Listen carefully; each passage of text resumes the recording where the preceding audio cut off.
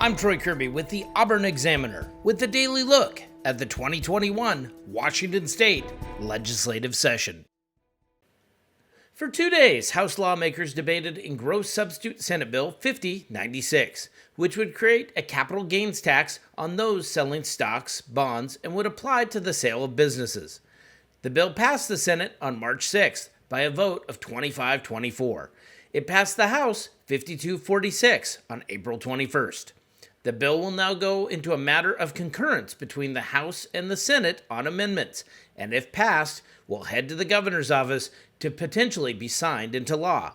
This legislation is controversial, as it has failed by referendum 10 times and is illegal by the state's constitution, and will likely wind up as a state Supreme Court matter prior to implementation.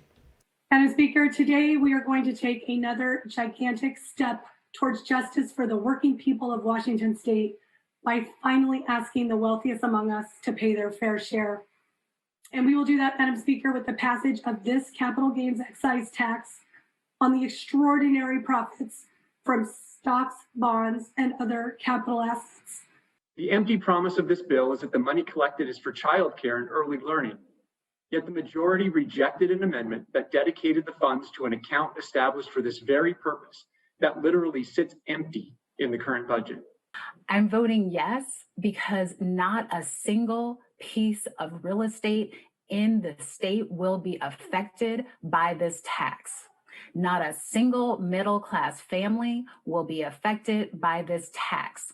In our free enterprise, free market society, people invest in the stock market. Companies take those investments and they grow their businesses. And then they, through the growth and prosperity of those businesses, they hire and employ many people and provide many more family wage jobs. And then people create prosperity through the sale of those stocks when those businesses grow and prosper, so everybody wins. Madam Speaker, people and stock markets all around this world watch our U.S. stock market because we're the richest, most wealthy, most prosperous nation in the world.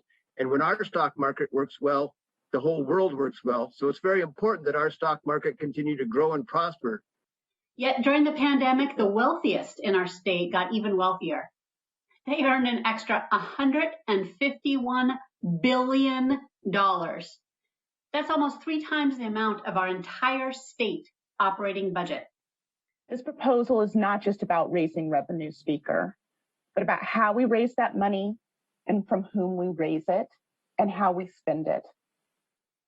Washington tax code is the most upside down in the nation, dead last, number 50. And the amount of policy that we have put forth that is going to do just exactly the opposite in its regressivity, whether talking about some of our climate policies and the effects that they will have on our rural economies and the people throughout our entirety of our state. We're contemplating gas taxes. Madam Speaker, I appreciate the work that the gentlelady from the 36 has done in this space. And I agree with her in so many ways. And I know that there are ongoing discussions about how we can truly reform our tax code in the state of Washington. But Madam Speaker, adding a new tax is not reforming our tax code. We've heard comments about whether the level of service for K-12 education or childcare is enough, but that's not the question, Madam Speaker. The question is whether a constituent in my district who's working 2 or 3 jobs at minimum wage should pay more as a share of their income than somebody who is making millions of dollars. And there are other reasons to vote no, Madam Speaker.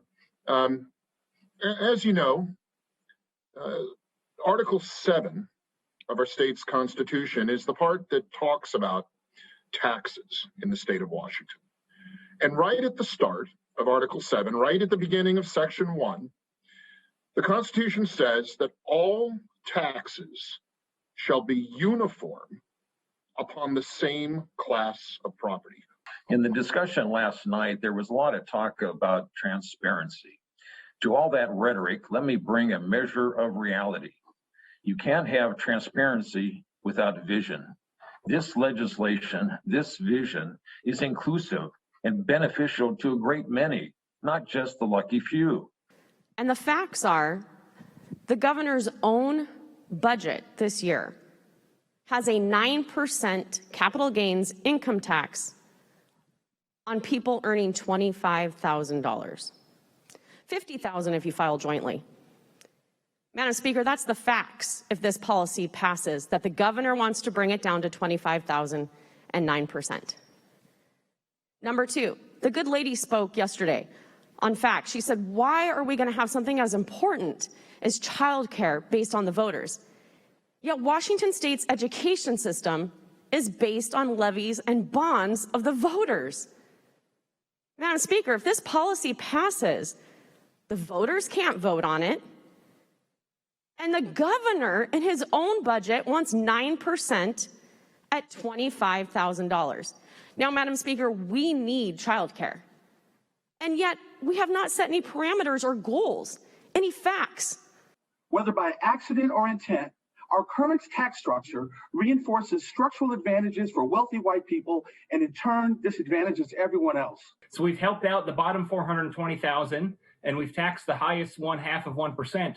But what about the 7 million Washingtonians in the middle?